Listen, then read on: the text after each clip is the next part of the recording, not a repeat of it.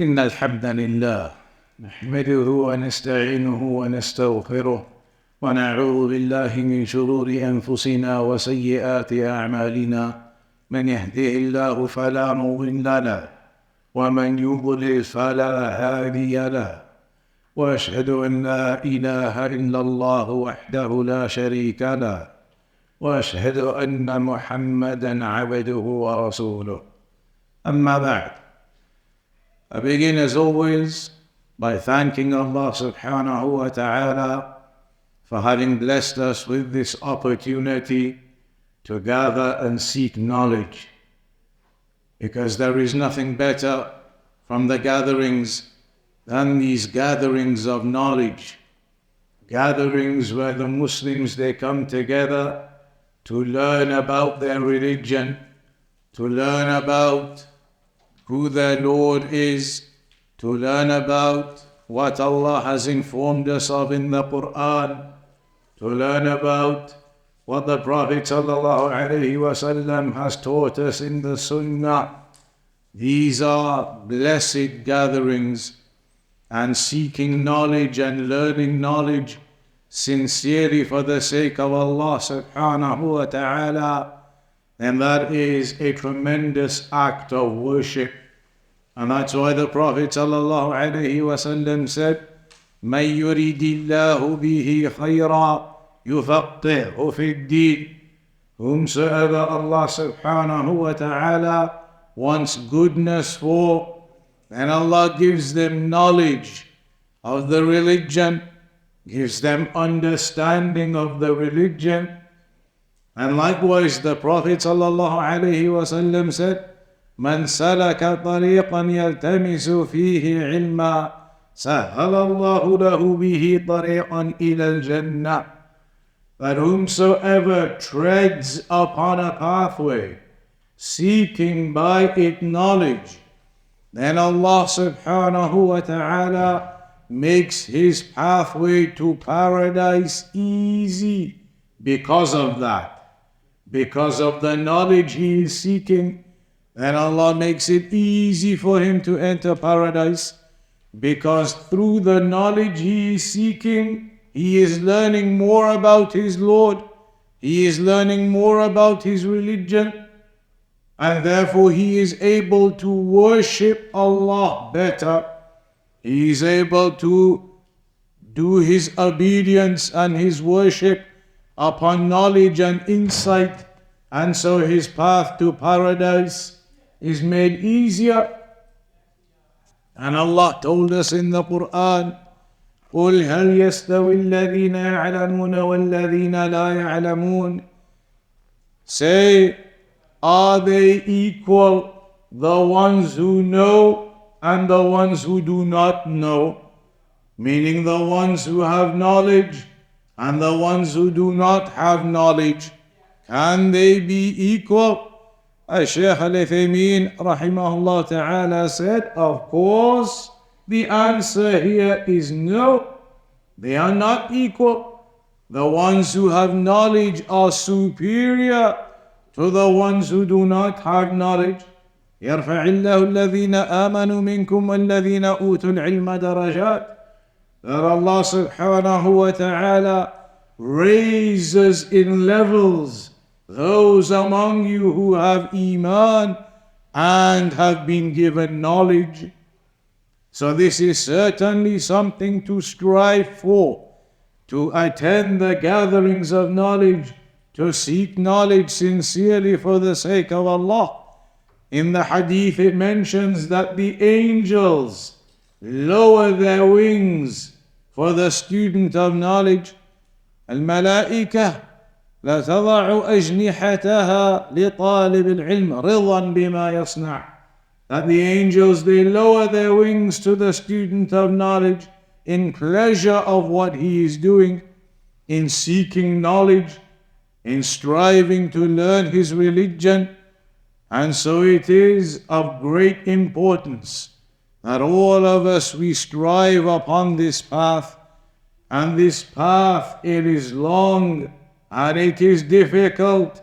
Knowledge does not come to a person handed on a plate. Rather, it takes effort, as it is mentioned in the narration of Yahya ibn Abi Kathir, لا ينال العلم براحة الجسد. You cannot gain knowledge through relaxation of the body. If you want to relax, then you will not be able to gain knowledge like that. You want to take it easy and expect to become knowledgeable of your religion, it will not work. It requires effort, it requires traveling, it requires going out to the gatherings of knowledge. And everybody has their tests and trials. In the UK, the test is that it is always freezing and cold. And for the people to come out to the gatherings of knowledge, you need to leave your warm homes and go outside into the freezing temperatures. Here the opposite, mashallah. The heat, you want to be in your AC at home relaxing, but then you have to come out in the heat to the gatherings of knowledge. There are tests and there are difficulties to see who will strive and get above those tests and difficulties for the sake of knowledge. In the olden days, the Salaf, they used to travel sometimes for days and days, even weeks and weeks, for the sake of one single hadith. Sometimes weeks of traveling for one single hadith. And it's mentioned in some narrations how they traveled and traveled and traveled. And when they got to the person, they asked him about the hadith. As soon as he told them, they turned around and started traveling back. That they were not there to relax. They were there for one purpose, that journey of weeks and weeks in the deserts in those days on the horses and camels, donkeys. Weeks and weeks for the sake of one hadith that may take less than 60 seconds. It may take barely a minute or two or a few minutes at most. And they've traveled weeks and weeks for that few minutes of knowledge. But they valued knowledge. That was the value of knowledge that they understood. They recognized the importance of knowledge, the greatness of this knowledge, and so they made that effort. It's mentioned about Umar ibn al-Khattab radiyallahu anhu, that at one time he was a shepherd, a farmer. He had sheep and he would look after his sheep. If you have sheep and you're looking after them, that's a full-time job day. It's not like you can just say, let me take a week off vacation and leave the sheep by themselves. It is a daily job. So then how did he used to seek knowledge? It is mentioned that he made an agreement with his neighbor, who was also looking after his sheep in his field. He made an agreement with his neighbor and said to him that we will alternate. Today, you look after your sheep and my sheep so that I can go and sit with the Prophet ﷺ and learn. And when I come back at the end of the day, I'll give you the notes so you can catch up. And tomorrow, I will look after my sheep and your sheep, and you can go and sit with the Prophet ﷺ, learn, and then bring me your notes at the end of the day. And so they alternated like that, meaning they never missed a day of knowledge from the Prophet ﷺ. People, they say these days, how can I schedule in knowledge with my work and my responsibilities? They had work and they had responsibilities, but they found a way. The one who is sincere and wants to learn this knowledge for the sake of Allah finds a way, finds the time to squeeze in, gives up other things that are less important and prioritizes.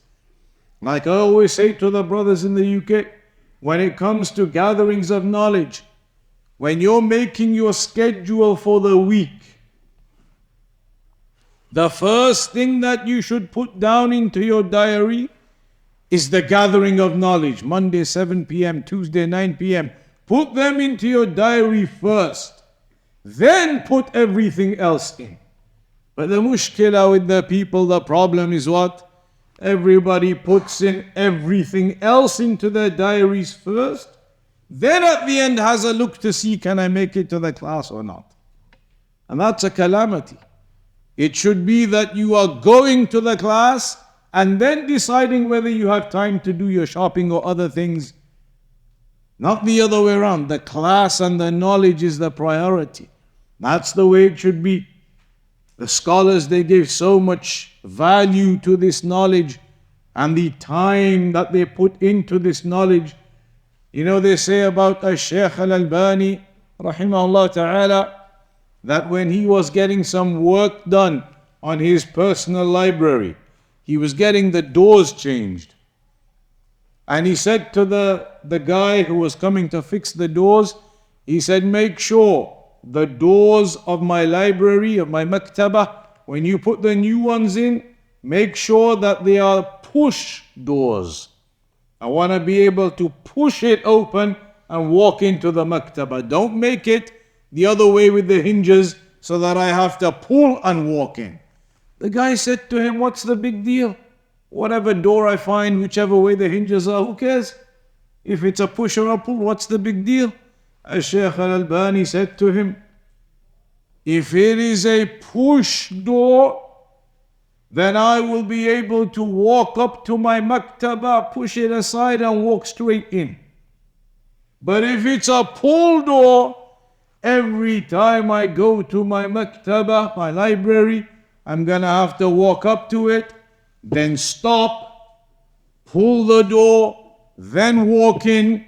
That takes an extra second or two of my time every single occasion I walk into my library.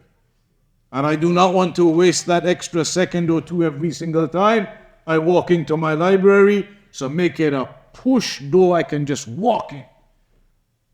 To that level, who from amongst us would care about that? Oh, we would care about it. What's the cheapest quote? The pull one is cheaper, put that on.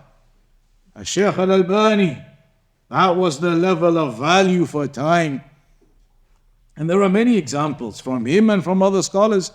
He used to have, Shaykh Al-Albani, he used to have a set time where people could call him like an hour or something, like 5 p.m. to 6 p.m. There was a set time on a certain day when people could call him and his line was open. And he would take the calls and he would answer the questions.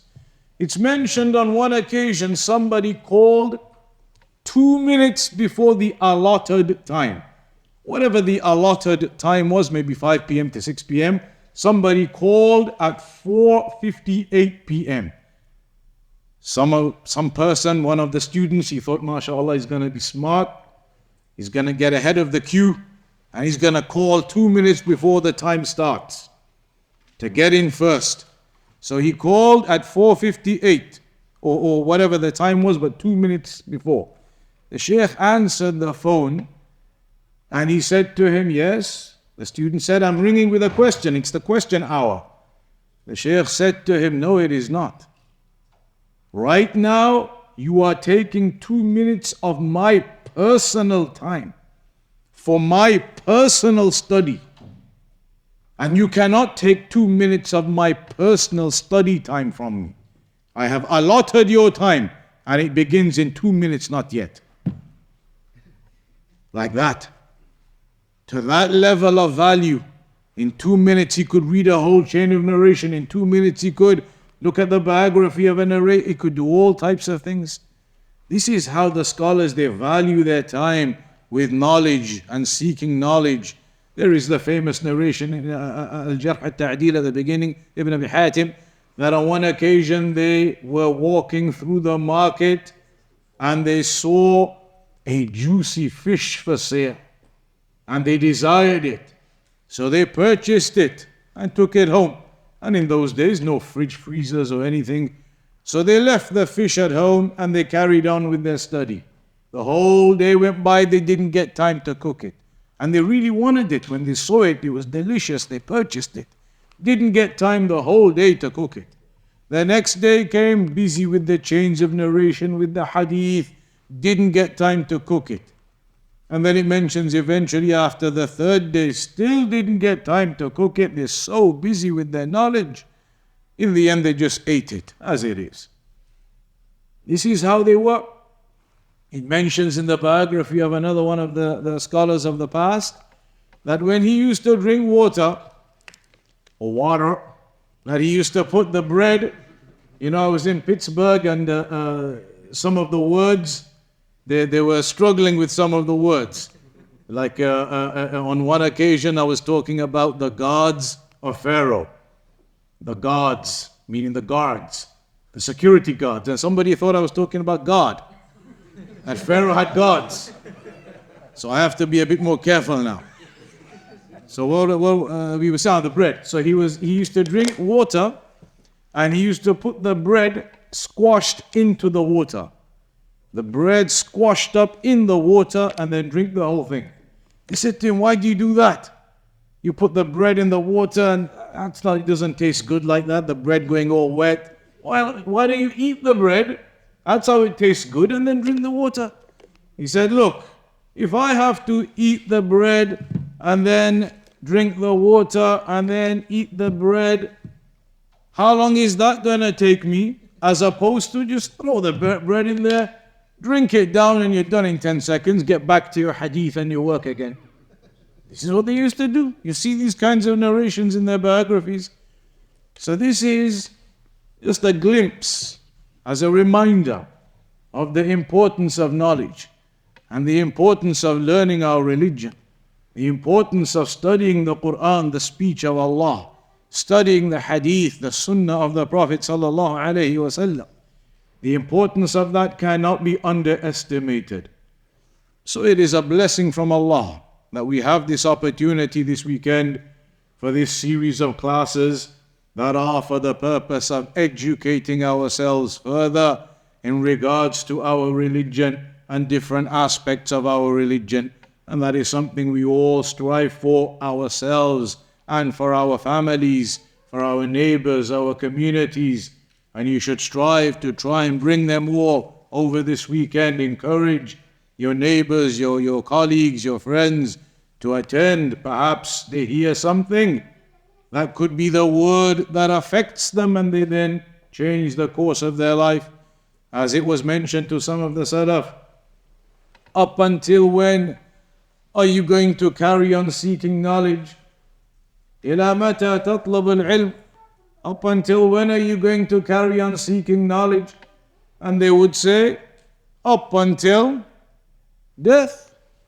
Up until death. In one narration of Imam Ahmad, I think, he says, I'm going to carry on seeking knowledge because I do not know when I will hear that one thing that could really affect my heart and change something in me and could be the cause of my entrance into paradise.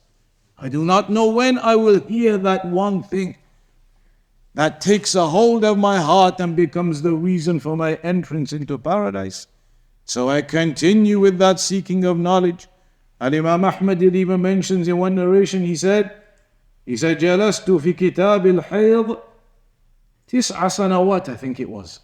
9 years studying the chapter of menstruation, learning the fiqh, understanding it. This is the way of the scholars. So this is a tremendous opportunity we have, and that is as a reminder at the start to make ourselves sincere, our intention sincere, seeking this knowledge for the sake of Allah, making dua that Allah subhanahu wa ta'ala aids us. Everybody makes dua to Allah, asking Allah to open up your heart to this knowledge, to be able to understand this knowledge, to be able to comprehend it and grasp it. That is something very important. Al-isti'ana billah fi talab al-ilm. Seeking that aid and assistance from Allah in seeking this knowledge. So after that introduction,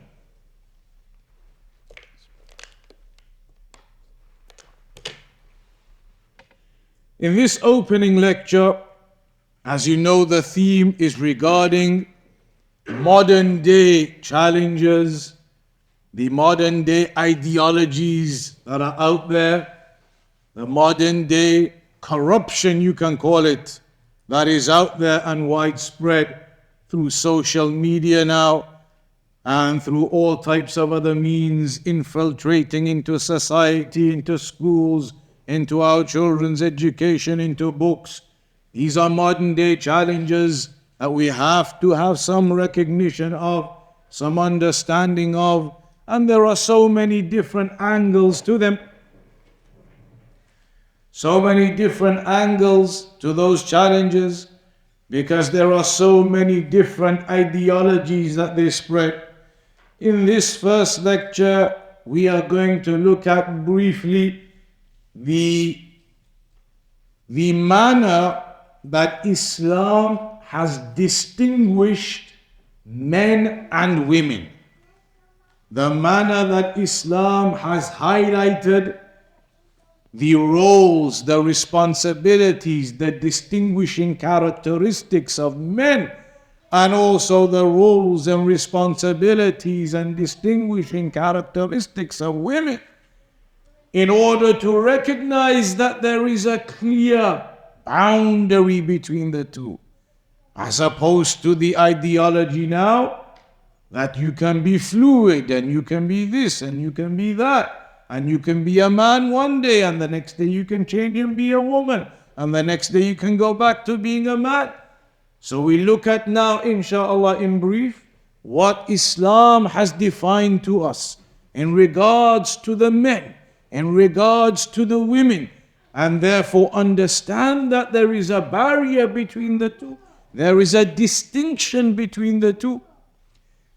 In order to understand that, we will first look at some examples of what the disbelievers historically had as their positions or took as their positions regarding some of these topics, and especially their understanding of the role of women. And this is taken from the works of some of the scholars. Here in particular, Shaykh Rabi bin Hadi al-Madkhali, hafidhahullah ta'ala, he mentions, وَقَدْ ذَكَرَ الْقُرْآنُ الْكَرِيمُ صُوَرًا كَثِيرًا مِنَ الْجَاهِلِيَّاتِ وَأَخْلَاقِهِمْ مِنْ وَثَنِيِّينَ وَأَهْلِ الْكِتَابِ. That in the Quran there are many examples given and many different scenarios mentioned from the times of Jahiliyyah and from their traits, from the mushrikun and the people of the book. The Quran has mentioned to us some of their characteristics and their traits and their ideologies and their mentalities on certain things. And one of those things is how the people used to treat women and the oppression that they used to place upon women and the perception that they used to have of women. He begins by mentioning the Arabs in Jahiliyyah previously, how they used to belittle the women. ظلم العرب للمرأة واحتقارهم لها وسقوط منزلتها عندهم. That they would belittle the women in the times of Jahiliyyah and view the women as nothing and take away any station that the women had as though they were nothing. And they used to become upset when glad tidings was given to them of the birth of a child. The birth of a child is a glad tidings to a person. But when they were given glad tidings of the birth of a child for them, if it happened to be a girl, then their faces would drop. They would become upset and they would become concerned and they would begin to grieve almost that their child that has been born is a girl and not a boy. Allah tells us in the Quran, وَإِذَا بُشِّرَ أَحَدُهُمْ بِالْأُنْثَى ظَلَّ وَجْهُهُ مُسْوَدًّا وَهُوَ كَظِيمٌ. That when one of them was given the glad tidings of a girl, a baby girl, then you would see their faces drop, as we say, meaning that they would become upset by that and concerned by that. It's a girl that has been born to me. And it even mentions يَتَوَارَى مِنَ الْقَوْمِ مِنْ سُوءِ مَا بُشِّرَ بِهِ أَيُمْسِكُهُ عَلَى هُونٍ أَمْ يَدُسُّهُ فِي التُّرَابِ أَلَا سَاءَ مَا يَحْكُمُونَ. And then when they were given glad tidings that a baby girl has been born to you, they would become upset and they would become agitated by that, and then they would be thinking, shall I keep her and just keep her hidden to save face, to maintain my honor and my dignity and my respect? Shall I keep her and just keep her concealed and secret from the people? Or should I just go and bury her, kill her? And they used to do that. Some of them, they would keep the girl, but concealed and hidden away so that they could maintain their respect amongst the society. And others, they wouldn't be able to, and they couldn't handle it, they couldn't bear it, and they would go and kill their own daughters. You know, when it says about the mushrikun that they would kill their girls, the fathers themselves would do it on occasion. It's mentioned in some of the books of tafsir and history that sometimes the fathers, they would kill those baby girls. These are the mushrikun. Before, in Jahiliyyah, they would kill the baby girls sometimes at a very young age, maybe just 2 years old, 3 years old. They would kill the baby girl at that young age. And sometimes maybe they would allow her to live a bit longer, to maybe 4 years, 5 years, 6 years old. And it's mentioned, some of the scholars, they highlighted,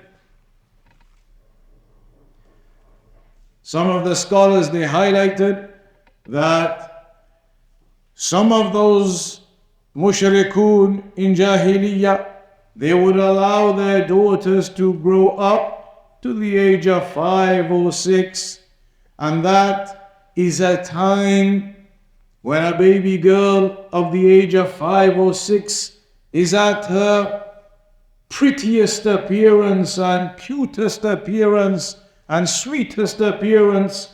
A girl of 5 or 6, a daughter that you have of that age, and she is of that beautiful appearance, and the heart has a love for your daughter at that age.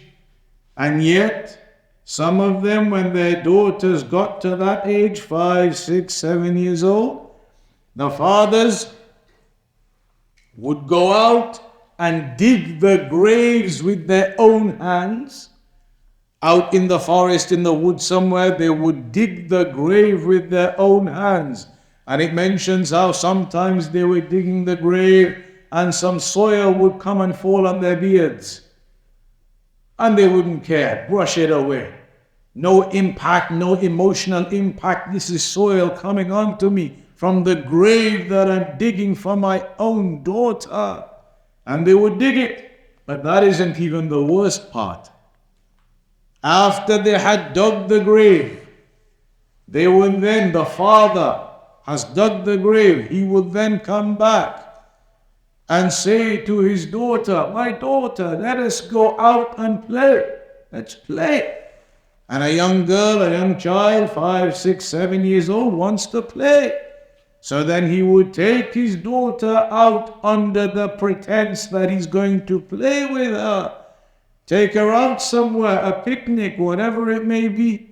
And he would take her to the grave that he had dug and throw her in. The father himself would do it. Such was their ignorance Such were their attitudes. Such was their misguidance in their understanding and recognition and comprehension of the affairs. They would kill their own daughters in that way. Dig the grave themselves, tell the daughters, let's go play. Deception like that, and then push them in. And that's why it mentions in the Quran, وَإِذَا الْمَوْءُودَةُ سُئِلَتْ بِأَيِّ ذَنْبٍ قُتِلَتْ. That when that baby girl, the young female, is asked, by what sin were you killed? By what sin were you killed? And that is asking the girl herself. On Yawm al-Qiyamah, those girls that were killed like that, those daughters, they will be asked in the presence of the one who killed them. In the presence of the one who killed them. Why were you killed? What sin did you commit? And of course, it is known that they did not commit any sin. Yet the question is asked of them in order to rebuke the one who did it. It's like when you, two people, they have some dispute, one of them has oppressed the other one.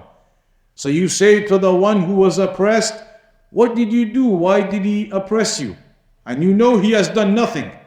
But you're asking him that to further rebuke the one who did it, because he now knows that the answer to the question is nothing. He didn't do anything. It's a further rebuke upon the one who did it. And so it mentions, as Shaykh Al-Uthaymeen says, وَإِذَا الْمَوْءُودَةُ سُئِلَتْ بِأَيِّ ذَنْبٍ قُتِلَتْ. الْمَوْءُودَةُ هِيَ الْأُنْثَى تُدْفَنْ حَيَّةً. Al-Maw'udah is the baby girls that were buried alive. They were buried alive. وذلك أنه في الجاهلية لجهلهم وسوء ظنهم بالله وعدم تحملهم يعير بعضهم بعضا إذا أتته الأنثى.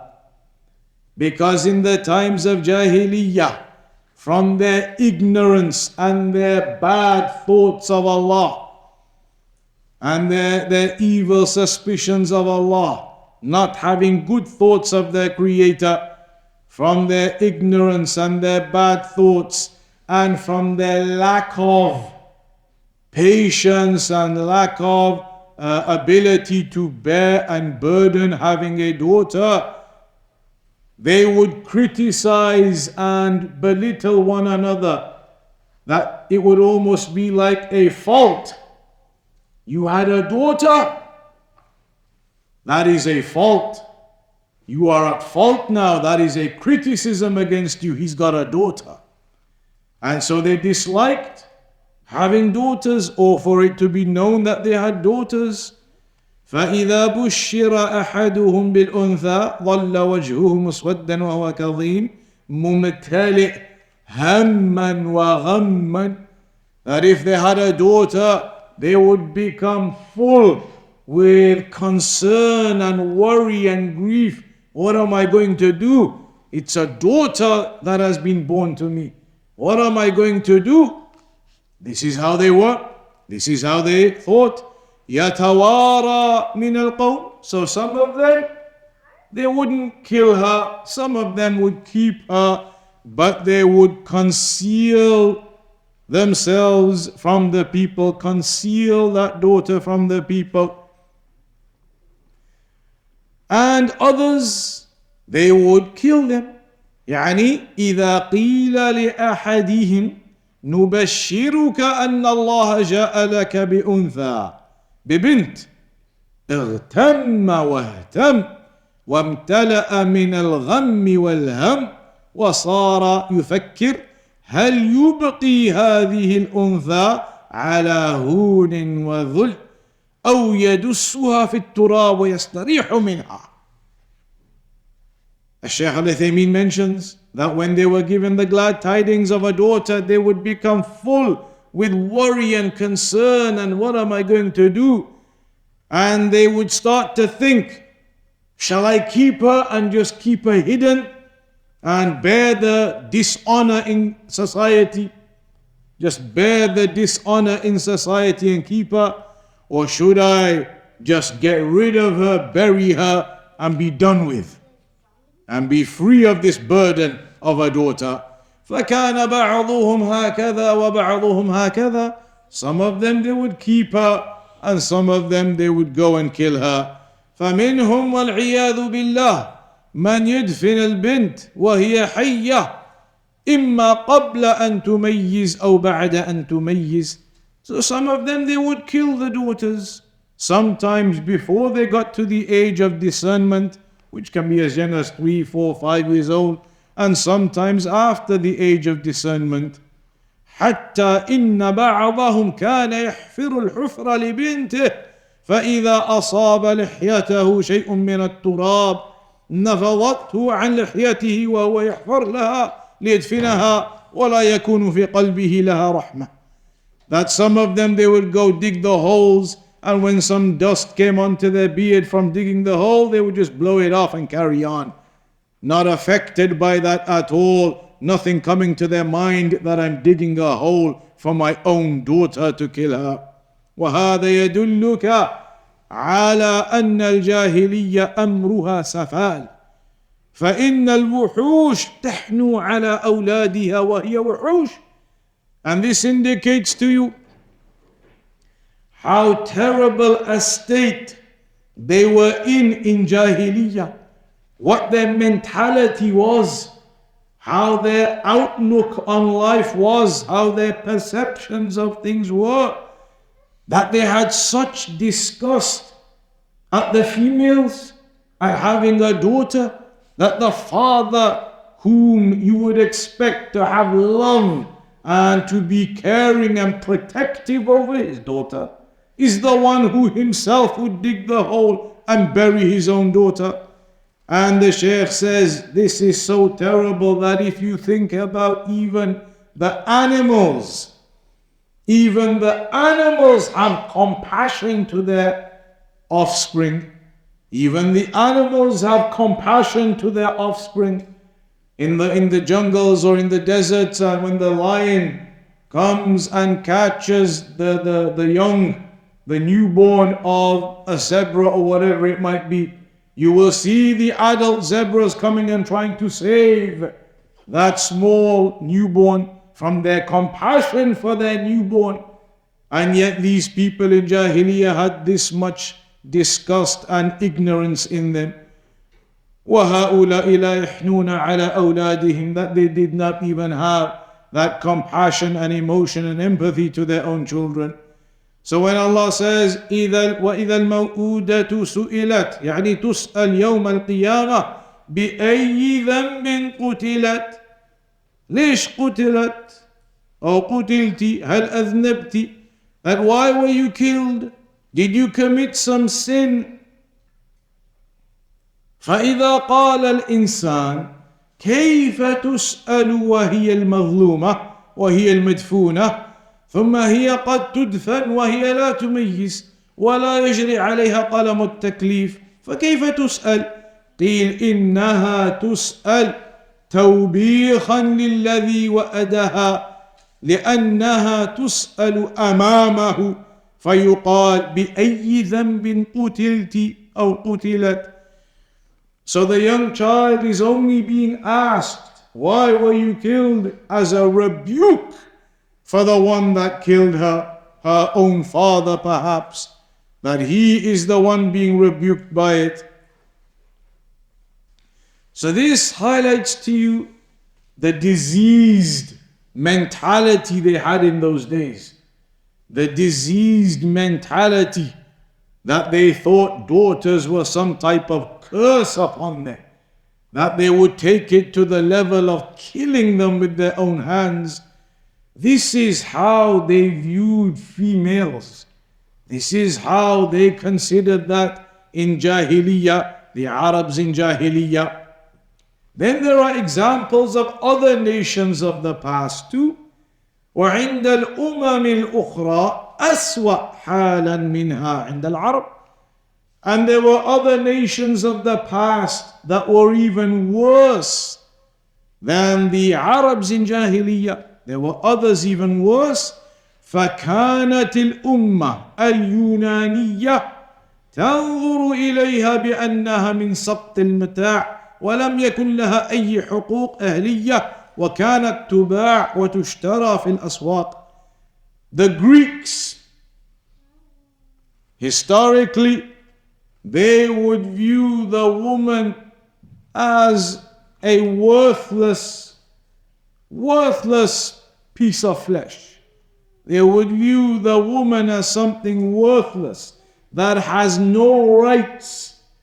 And they would buy and sell the women in the markets, the Greeks historically.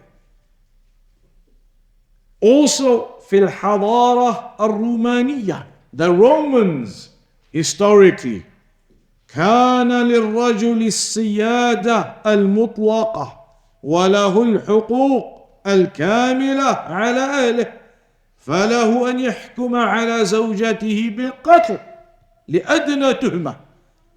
During the time of the Romans, the man had complete and absolute authority over his wife.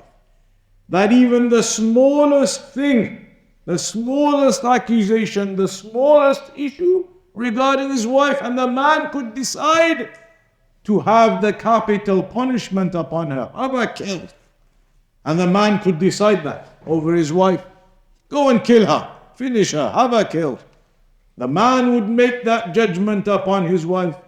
That's the way that they had their authority. وَلَهُ أَنْ يَقْتُلَ أَوْلَادَهُ. And the men had authority to this level that they had the right to kill their own children, the right to kill their own children. أَوْ يُعَذِّبَهُمْ دُونَ أَيِّ مَسْئُولِيَّةٍ. Or to torment and punish them without any responsibility on themselves, without any accountability. These were the types of injustices. Another example, the Indians in the subcontinent, the country of India. Historically, those Hindus, the Hindus of that area, they lived with a mentality of complete deprivation. إذا مات زوجها فعليها أن تحرق جسدها على مقربة من جسده. They used to, and Allah Alam, we say they used to, and some of these practices, who knows if they are still doing that. But they used to have the practice, those Hindus, that if the husband dies, then the wife has to go and set herself on fire next to the body of the husband. They're gonna bury the husband, or they're gonna burn him as well. She has to go next to the body, kill herself as well, because her husband's dead. And she must burn herself now along with her husband who's already died. Upon what sin, upon what justice, upon what reason is she killing herself and dying? But this is what they do, and this is what they did. وَقَدْ تَفْرَحُ بِهَذَا الْمَصِيرِ تَخَلُّصًا مِنَ اضْطِهَادُ الْهَوَانِ الَّذِي تَلَقَّاهُ. And some of the women at that time, they may even be happy to go and do that, because the alternative would have been so much worse. After the husband has died, what she would have encountered in life now from everybody else and from other men or whatever it was, sometimes that was even worse. Some of those women preferred to go do that.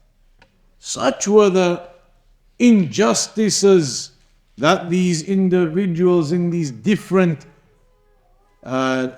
communities, in these different religions, in these different countries they were upon. You have the example now that is well known of the Jews, that if the woman is on her menstrual cycle, her monthly cycle, that you cannot even touch the woman. She cannot even sit at the table to eat with you. must be in isolation because of her period. And the scholars, they say there are extremes. Every time you go outside of Islamic teachings, then you are going to fall into extremes. So the Jews fell into the extreme when it came to the monthly cycle of the woman. Cannot even touch her. She cannot even sit at the table and eat by herself in isolation. Whereas the Christians went to the other extreme, that she is on the monthly cycle, but continue as usual, do whatever you do as usual. And she's on the monthly cycle.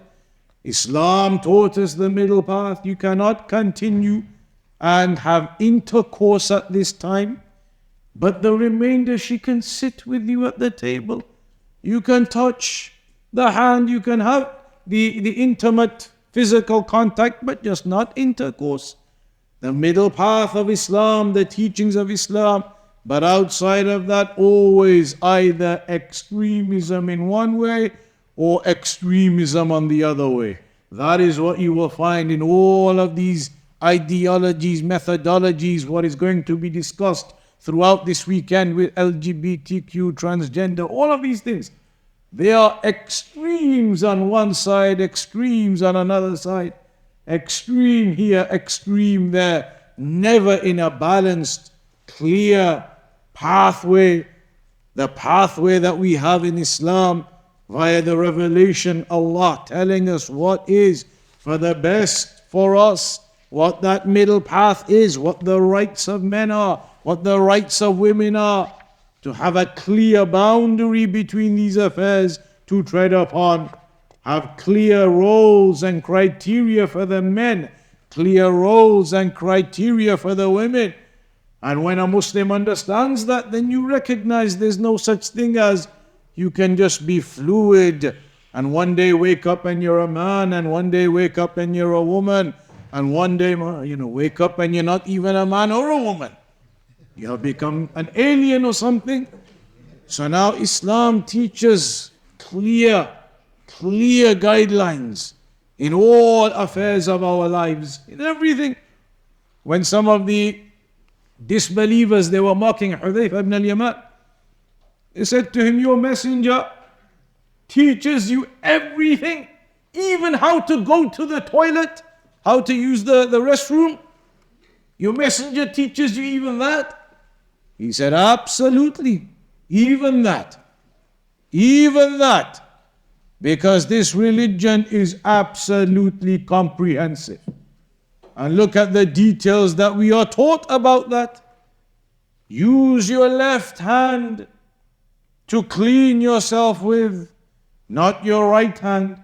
The right hand is for the affairs of goodness. To shake the hand of a person, to eat your food, the affairs of goodness. The left hand with the affairs of cleaning and the affairs of cleanliness. So use your left hand and not your right hand. And just yesterday when we were eating with the brothers and we sat down, and you see when you go to the restaurants in the Western, in the kuffar with their cultures, the fork is on the left and the knife is on the right. Even if they are right-handed, they will eat with their left hand. The fork on the left and the knife on the right. Even though with the statistics, how many people are left-handed in the world? Isn't it like 5-10% or something? And 80-90% or something are right-handed? And yet, the fork is on the left and the knife is on the right. And the Prophet ﷺ taught us, لا تأكلوا بالشمال فإن الشيطان يأكل بالشمال. Do not eat with your left hand, for indeed the shaitan eats with his left hand. Such subtle things, and maybe a person doesn't think about them. You sit down and the fork is on the left. They want you to eat with your left hand. And yet the religion teaches us, no. The right hand you eat with, the left hand is for the affairs of cleanliness. And that's why the scholars, they have a difference of opinion. When you use the miswak, Which hand are you supposed to use? Your right hand or your left hand? Should we put it to a vote? Who uses their right hand? And who uses their left hand? So the rights have it. But then, what in the UK, that's what they say. The rights have it, or the lefts have it. So now then, why is it the difference of opinion?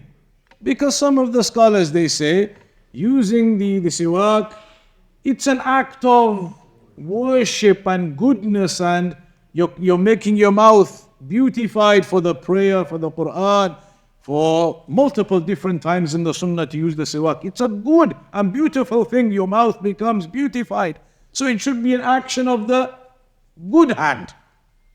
But other scholars, they say, but basically you're doing it to clean your mouth. Perhaps there was some bad smell. Perhaps you've just eaten. You're ultimately cleaning your mouth from the bad smells to make it good. So it's an act of cleaning which should be with the left hand. So they have a difference of opinion which is better, to use the right hand or the left hand. And the same with your watch. The scholars, they say, should you wear your watch on your right hand or your left hand? With the same kind of reasoning. Same kind of reasoning. What is the watch? What is the purpose of it? Some of them say, the watch, it's for your timekeeping. You want to get to the prayers, worship, ibadah. It's a good thing. It should be on your right hand. So you get those kinds of issues there. But the point being here,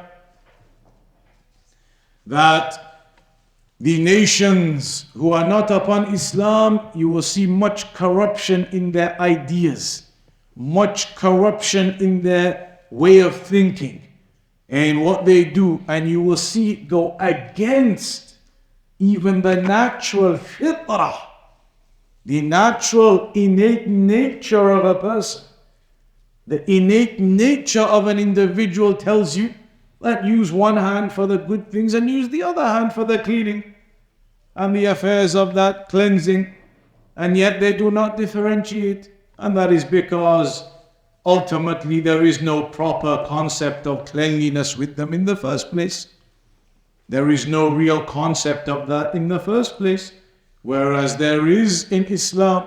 At-tahuru shatrul iman, as the hadith says, purification is half of your iman.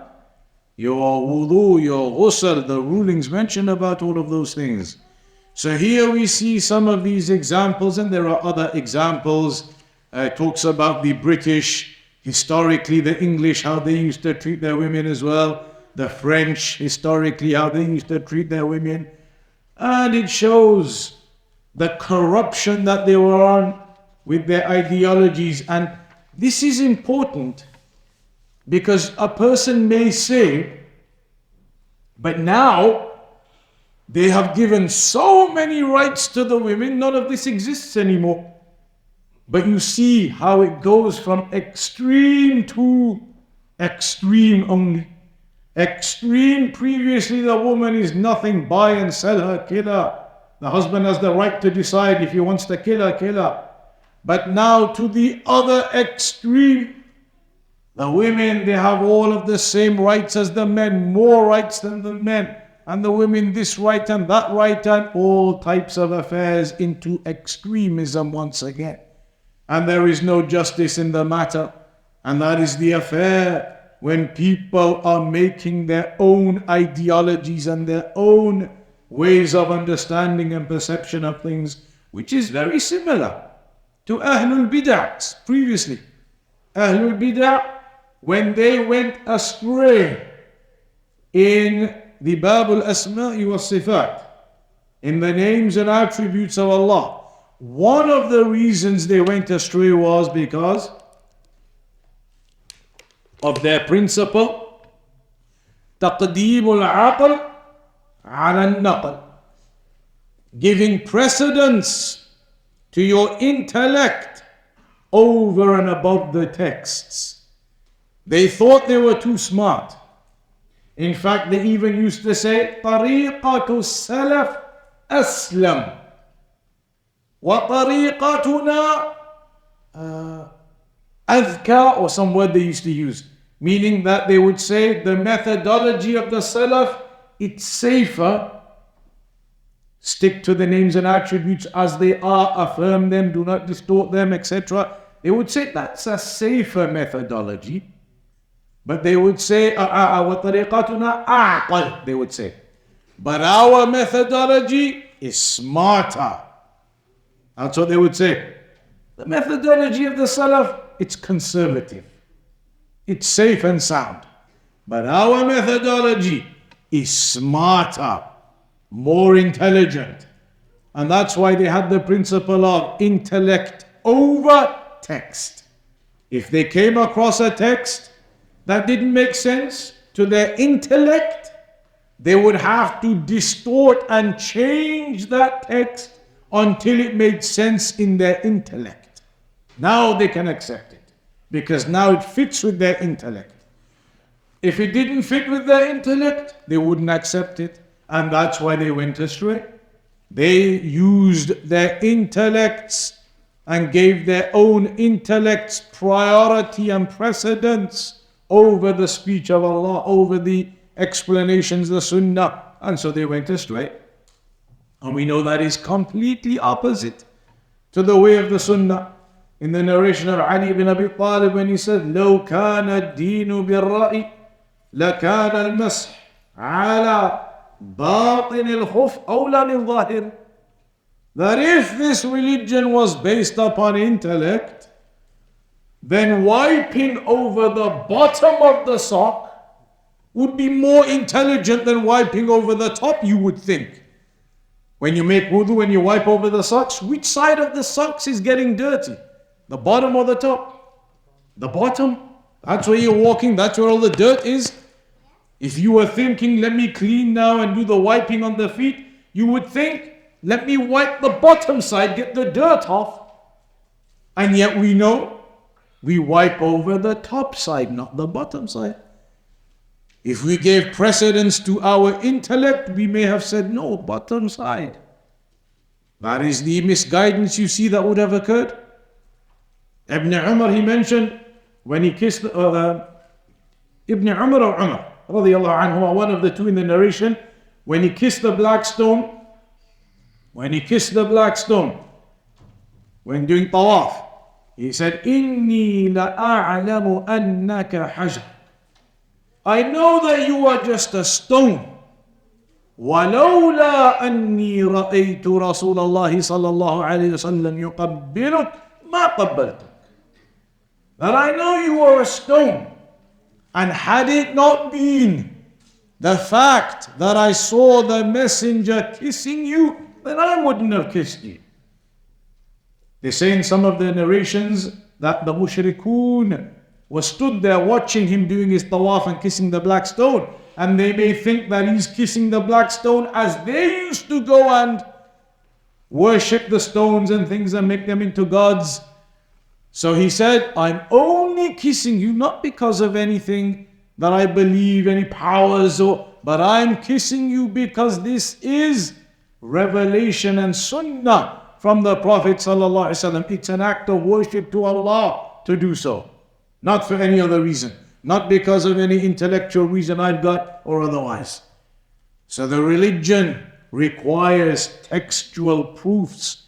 If the Muslim sticks to those texts, the Quran, the ayat, the Sunnah, the Hadith, then you will see clarity like the sun in the sky and keep you safe from all of the distortion that has occurred in society, and much of it in the last 10 or 15 years with all of this the LGBT and the transgender and all of these things. It's really blown up in the last 5 or 10 years. I remember when we were at school, when we were kids, and in the school that I went to in high school, we call it when you're aged 11 to 15. That's called high school for us over there. So when we were in high school, there used to be a caretaker, janitor as you call it, and it was a man dressed as a woman. And this was 1990 something. A man dressed as a woman. And in those days, the students used to mock him and laugh at him and make jokes and maybe throw things at him, and no other teacher, the principal, would say a word. They wouldn't reprimand you. They wouldn't come and do anything. The other kids have nobody. Because in those days, society viewed things like that as negative anyway. I heard recently in the news that old TV shows that they used to make the kuffar in the 80s and 90s, where they would mock transgender people and the likes, that they now have to change those TV shows or block certain episodes because they no longer fit in with the equality of society and the rights, apparent rights of people. So you see how they go from one position to another position, from here to there, because they have no criteria. They have no basis. Perhaps in another 20 years they'll be saying something else that they despise today in society. In 20 years they'll be saying, no, they have rights, you can do that now. Like this debate I heard, a'udhu billah, about incest. That if there are two consensual adults, beyond the age of 18, 20, they're old, they're not kids, and they are consenting, then who are you to tell them otherwise? Live and let live. So slowly now in some parts, that is becoming a debate, and who knows? In years to come, it will suddenly be legal, and nobody's allowed to say that it is wrong. This is the way the corruption begins. It's like in the Sunnah, Al-Imam al-Barbahari mentioned, and you're doing it, I think, here. The bid'ah, when it begins, doesn't begin as a big thing straight away. The bid'ah begins as something small. You end up in some small issue to begin with, and you think it's not that big a deal. And then as time goes by, suddenly it becomes a bigger issue. And then as time goes by, it becomes a bigger issue. And as time goes by, it becomes a huge issue that you have now been dragged into because of that slow process. And this is exactly how error occurs. This is exactly how the shaitan drags people into mistakes and errors. When shirk first occurred, at the time of around about Nuh alayhi salam, when Adam alayhi salam was created, he was created upon Tawheed. He was created upon Tawheed. And it's mentioned in Bukhari, between Adam alayhi salam and Nuh alayhi salam, كان بينهما عشرة قرون كلهم على التوحيد. 10 generations, all of them upon Tawheed. So Shaitan couldn't just come now to the people of Nuh and say to them, start prostrating to idols and to the graves. Couldn't. They'd been upon Tawheed for 10 generations, which typically the qarn in Arabic by default indicates 100 years. So that would indicate 1,000 years. 1,000 years worth of Tawheed. Shaitan cannot just come and tell them start committing shirk. So, Shaykh al-Fawzan and the scholars, they mentioned how Shaitan began with small steps, building it up. When those righteous people died, the righteous people at the time of Nuh alayhi salam, everybody else became sad at their deaths. So Shaitan said to them, you should go to the graveyards and ponder and reflect over their graves. Think about their lives. They were righteous people. It'll improve your iman as well. No problem. That isn't shirk itself. So the people began going to the graves. Then after that he said, but when you go, you shouldn't just go and 2 minutes and come back. You should stay there for a while. Take your time. Sit down at the graves and really think and ponder and reflect over the lives of those awliya. So the people began doing that, still no shirk, sitting at the grave. Then he said to them, the next step, going out to the graveyards, it is time consuming. Why don't you just make some type of representation to represent those pious people, then put these representations in your communities. And whenever you see these figurines and things, you will remember those pious people. Okay, so they did that, still no shirk yet, as such.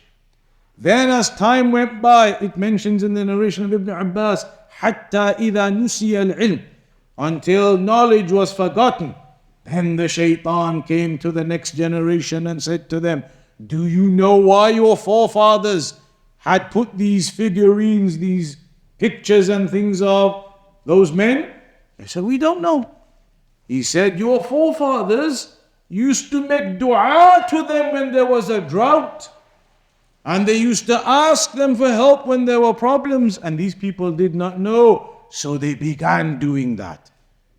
And so as Shaykh al-Fawzan said, look at the steps Shaitan took one by one until he got them to commit shirk.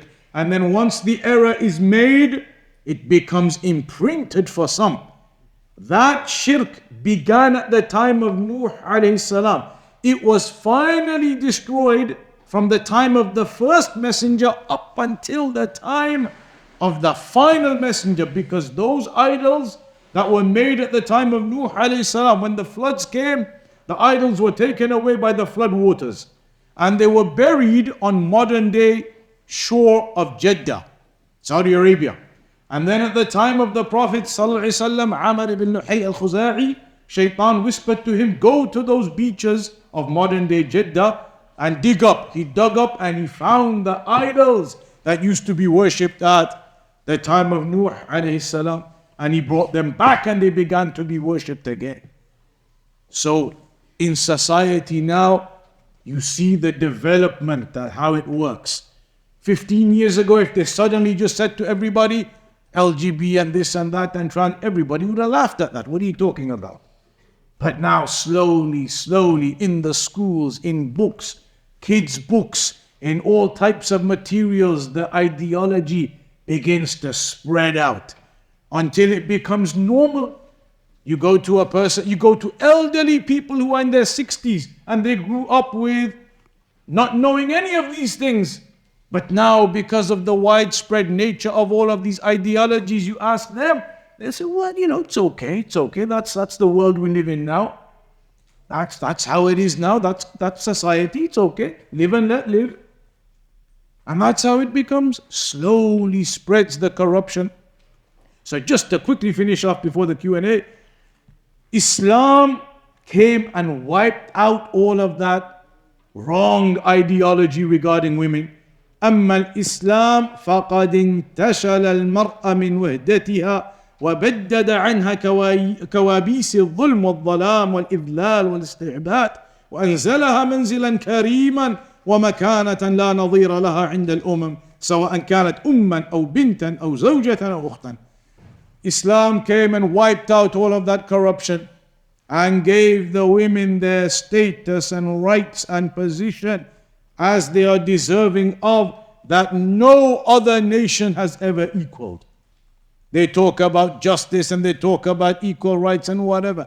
No other nation in history or today or till Yawmul Qiyamah will ever match Islam in the rights that it has given to the women. And that is the woman as a mother, as a daughter, as a wife, as a sister. The rights Islam gives upon the clear criteria, upon the clear natural disposition of recognizing the differences between the men and the women. That is something you will not find in the corrupt ideologies. So that is just a brief opening lecture. Inshallah ta'ala, we'll conclude upon that. وصلى الله على نبينا محمد وعلى آله وصحبه وسلم. And I believe now it is supposed to be an opportunity for some questions, if there are any questions, whether related or unrelated.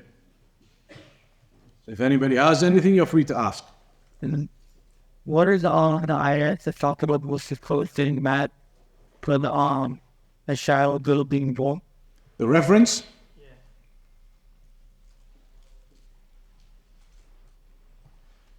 Those ayat are in An-Nahl 58-59. 58 and 59, you will find those there. Anybody else? It's the name of the book in Greek. This is Shaykh Rabi's book. Shaykh Rabi has a book regarding the rights of men and women. And there are other books as well of the scholars that talk about this, the role of women, the rights of women, the Islamic position regarding these types of corrupt ideologies that exist out there. There are many books, and we're going to be using the different speech of the scholars. We used Shaykh Rabi's there, and also Shaykh Abu Mu'adh's tafsir of Juz Amma, I was quoting from there as well, regarding the daughters that were killed and buried. Anybody else? What is Marx? You get the pen in the hand. Having it for you about why we listen to us. I'll be able to tell you.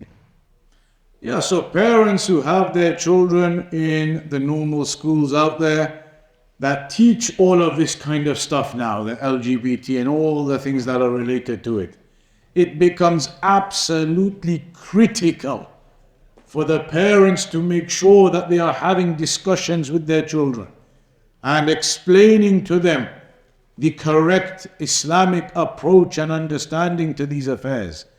The children obviously have to understand how to be able to deal with these topics when they come up.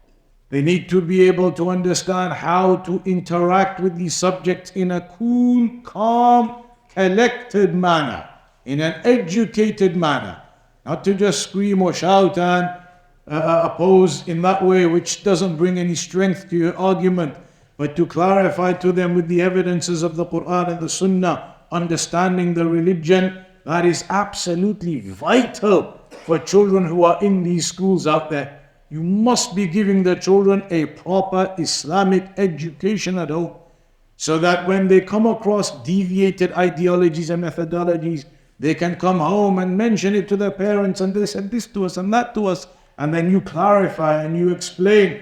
There is a big role now that maybe wasn't as big historically, but now it is. Now you cannot just send your kids to the school and say, khalas, it's being taken care of, they're getting their education. They're getting their education, but they're also getting a lot of corruption now. And you must counter that corruption by clarifying to the children.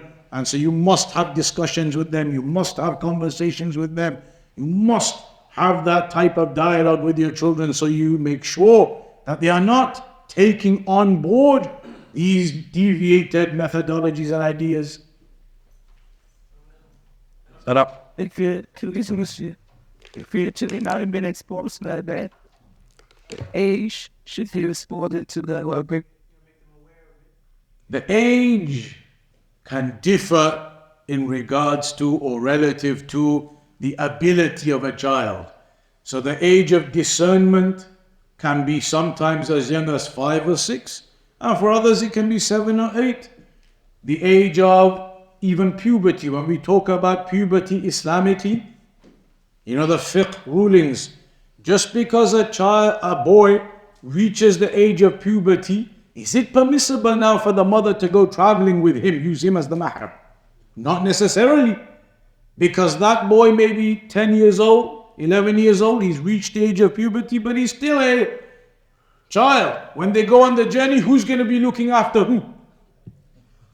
The mother's still going to be looking after the kid. In that case, he cannot be used as a mahram yet. So it all depends on the abilities of those children. You have to judge when a child is capable of slowly understanding things. It may be that initially, rather than going into the specifics and details, initially you just start setting the foundation Islamically. Start setting the foundation Islamically, reading the Quran, reading the tafsir and the ayat and the basics, explaining and teaching the religion to the children, setting the foundation. And that is always the way with knowledge. Even when you're learning names and attributes and other affairs, you only go into the affairs of the people of innovation after you have learned your own basis first. When learning Aqidah, you don't go learn about the Mubtadi'ah first. You learn about the Aqidah of Ahl Sunnah first as your foundation. Then you can see what the Mubtadi'ah said and understand why they are wrong, because you know your basis. So from a young age, You're going to teach them Islam, you're going to teach them Islamic studies, you're going to teach them prayer, you're going to teach them the basis of Islam, so that when they get to an age now they are hearing these things at school and from their friends and other things, you already have a basis that you can now use to begin your conversation with them. They already understand the concept of the Quran, the concept of Hadith, and you can start to try and then explain further why these other methodologies are wrong. So from the young age, begin setting the basis, and then when they get to an age that you must then judge, you can begin to talk in more detail about things. Anybody else? But he was thought was should stop the those. Muslim children, at what age kind of children are you referring to? Agree, they've been exposed. Muslim children who have been exposed to these ideologies and they become influenced by them. The solution to that isn't just as simple as we're going to sit down with them and explain.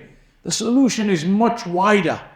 Are those children ever coming to the mosque? Are their parents bringing them to the mosque ever? Are their parents exposing them to Islam and learning it ever? A lot of the kids who become influenced by those things, I would guess, are kids who never hardly come to the mosque. They don't have any type of connection to gatherings of knowledge, to the Jum'ah khutbah, to any of those kind of things. The solution isn't just going to be you can just sit down and explain. They're only going to understand if they have some type of basis. So the solution overall to this issue and to others is that the parents must make sure the tarbiyah of their children is good from the beginning. That they are teaching them the correct methodology of the sunnah from the beginning as they are raised, as they grow up. The Salaf, they used to have the katatib. When their kids were young, they would send them off to go learn the Quran. In fact, some of the Salaf, the scholars of the Salaf, it is mentioned in some of their biographies, they would say, if you are not hafiz of the Quran, get out of my class. When you've memorized, then come back and you can sit in my class. Because everything that we are learning, the whole religion is upon the Quran, upon the Sunnah. So it's about the tarbiyah. You're not going to be able to fix a situation like that very easily by just telling them the opposite. If they don't know anything about Islam, they never pray, they never come to the mosque, then it's just two different opinions that they are seeing without any one of them having greater weight than the other. So it's all about the tarbiyah. That's very important for all parents to focus on. قُوا أَنفُسَكُمْ وَأَهْلِيكُمْ نَارًا. Protect yourselves and your families from the fire. That tarbiyah is absolutely key in the raising of the children, to make sure that they do not fall into these ideologies or others. Not just this from the kuffar, but bid'ah and innovation.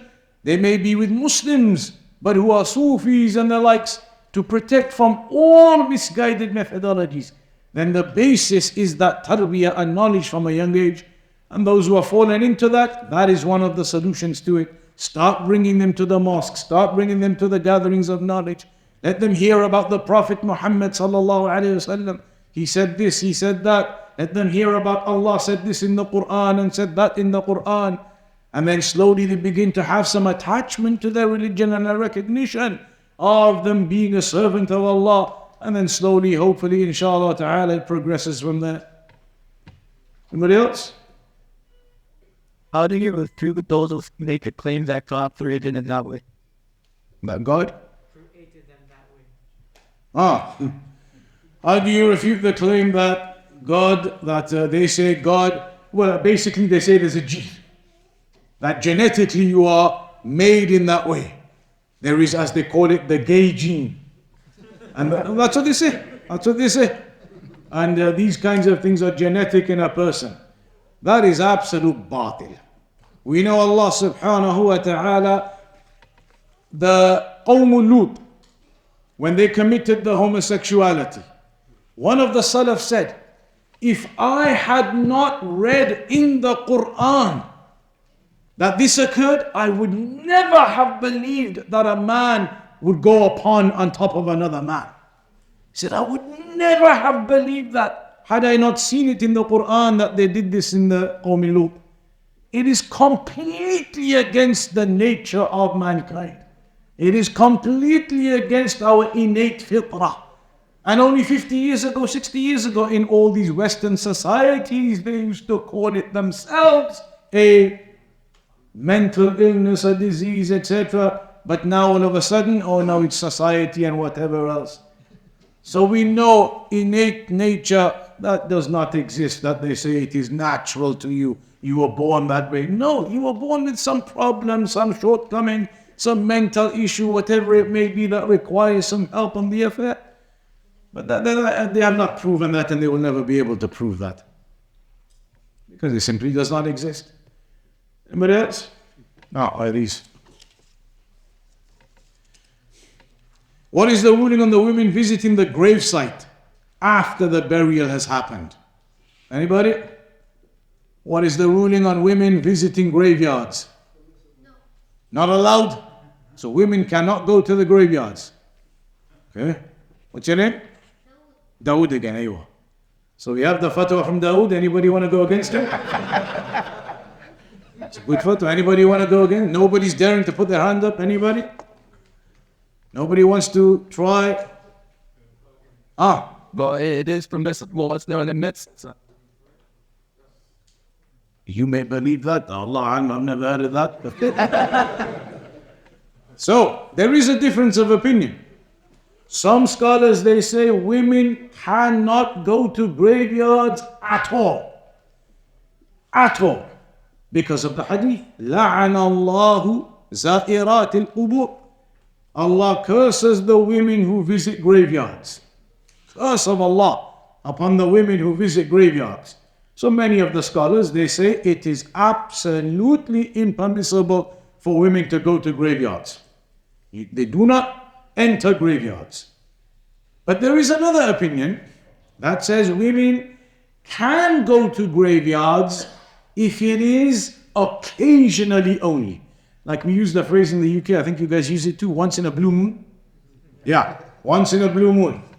But it is only very rare, not regular, every now and again. What's their evidence for that? Because they say there is another riwayah, لَعَنَ اللَّهُ زُوَّارَاتِ الْقُبُورِ على صيغة المبالغة, that Allah curses the zuwarat instead of za'irat. Za'irat in Arabic just means anybody who visits. So they say upon that narration, women can never visit the graveyards.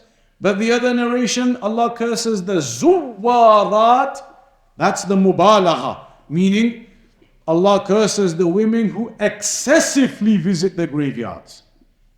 And that would therefore mean if a woman does not excessively visit the graveyard, she goes once in a blue moon, then it's permissible.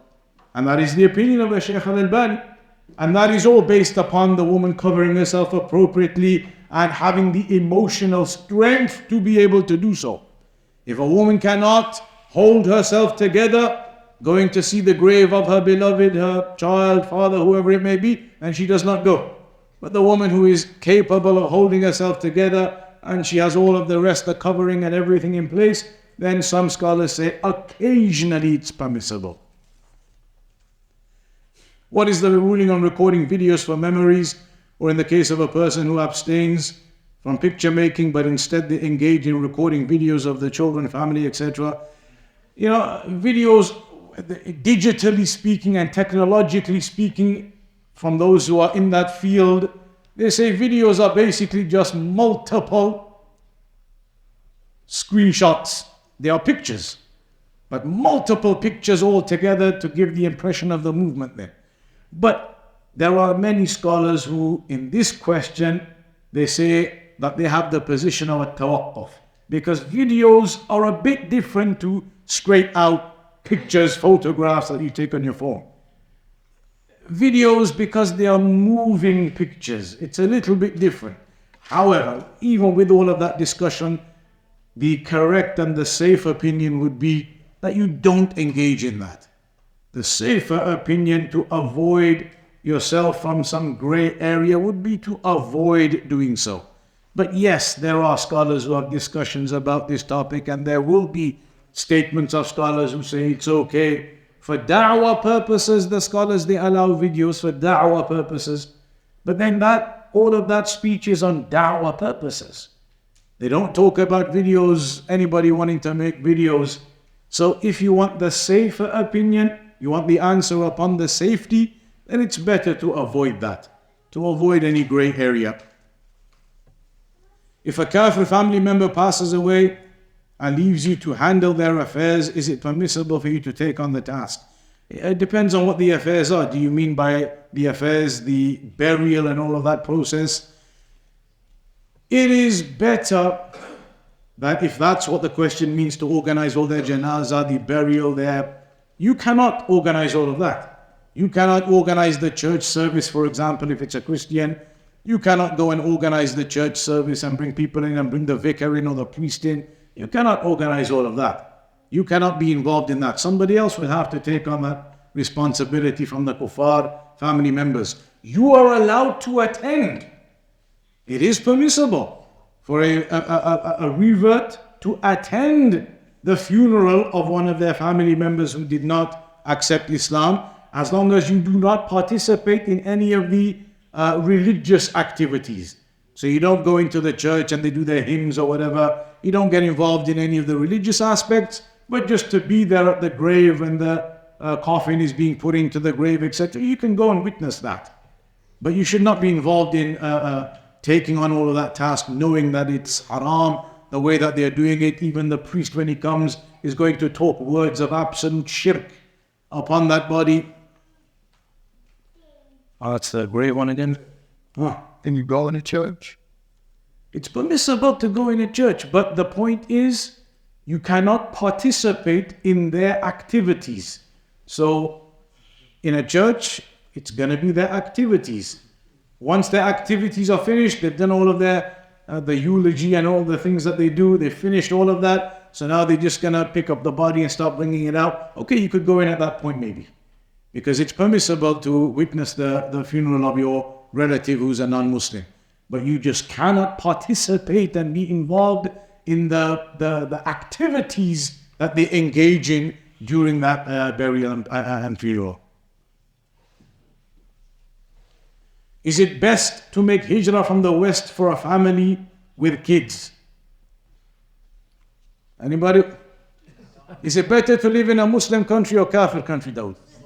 Muslim country. No doubt about that, not even an issue to discuss. The hijrah to a Muslim country is without doubt better for a person. And do not be deceived by the luxuries of the world. That you have all the luxuries here, you have all the facilities here, you have all types of things that you maybe won't find in some of the Muslim countries. What you are going to get there outweighs anything from the luxuries you have here. That you can even walk down the street and hear the adhan from the mosques, and your children, they hear the adhan from a young age. You live in a non-Muslim country and you don't even hear the adhan at the time of the prayer. I remember when I graduated and came back to the UK, then it was approximately 2 years, almost 2 years before I went back to a Muslim country.